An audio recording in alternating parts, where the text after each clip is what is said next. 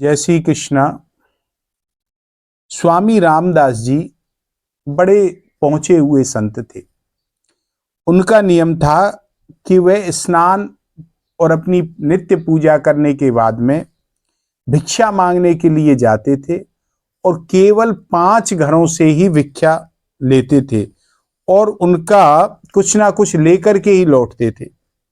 एक बार उन्होंने एक घर के सामने जाकर के भिक्षा मांगी, मां भिक्षाम देहि। और जैसे ही उन्होंने कहा तो जो घर की स्वामिनी थी, जिसकी थोड़ी देर पूर्व ही अपने पति से किसी बात पर लेकर के नोक झोंक हुई और वह बड़ी क्रोधित थी, गुस्सा में थी, बाहर आई और चिल्लाकर वो बोली कि तुम लोगों को भीख मांगने के अलावा और कोई काम नहीं है, हट्टे कट्टे घूमते हो, फ्री का मिल जाता है, काम करने की कोई बात नहीं है तो अपना काम चल जाता है, तो जाओ यहां, मैं कोई ऐसी बेवकूफ नहीं हूं, मेरे यहां तुम्हारी दाल नहीं गलेगी, तुम जाओ यहां से। तो स्वामी जी हंसकर बोले, मां मैं खाली हाथ किसी द्वार से नहीं लौटता, मैं कुछ ना कुछ लेकर ही वापस जाता हूं। तो वह जो गृह स्वामिनी थी, गृहस्थी थी, जो माता जी थी, उसने भोजन करने के बाद में अपने घर में चौका लगा रही थी और क्रोधित वो थी क्योंकि उसके पतिदेव झगड़ा करके गए थे। तो उसने जिस कपड़े से चौका लगा रही थी वही चौके का कपड़ा लिया और लेकर के रामदास जी की झोली में डाल दिया। स्वामी जी की मरूली, ले जा यहां से मुंह काला कर। रामदास जी मुस्कुराते हुए उस कपड़े को ले आए और नदी के किनारे जाकर के उन्होंने उस कपड़े को नदी में धोना प्रारंभ किया।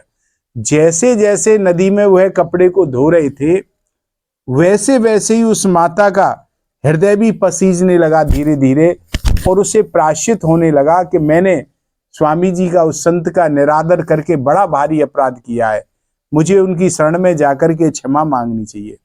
तो स्वामी जी उस कपड़े को नदी में धो करके एक देवालय में गए और देवालय में जाकर के उस कपड़े को फाड़ करके उसकी बत्ती बनाई और बत्ती बना करके दीपक जलाने लगे। उधर जब उस माता का हृदय पसीज गया तो वो उन्हें खोजती खोजती चली, कहीं नहीं मिले तो किसी ने बताया कि स्वामी जी तो देवालय में गए। तो वह देवालय की तरफ पहुंची और जाकर के प्रायश्चित करने लगी, महाराज मुझसे बड़ी गलती हुई, मैंने आप जैसे संत का अपराध किया और आपको अपशब्द बोला ही नहीं बल्कि आपकी झोली में मैंने गंदा कपड़ा भी डाल दिया।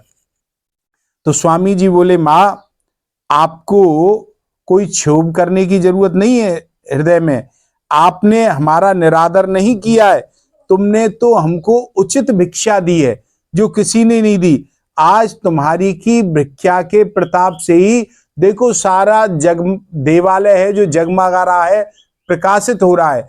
अगर तुम हमें एक रोटी दे देती, भोजन दे देती तो भोजन तो जल्दी खत्म हो जाता, किंतु तुम्हारे दिए हुए कपड़े से रोशनी देवालय में छा रही है। तो उसे कहते हैं भिक्षा का सदुपयोग। जय श्री कृष्ण।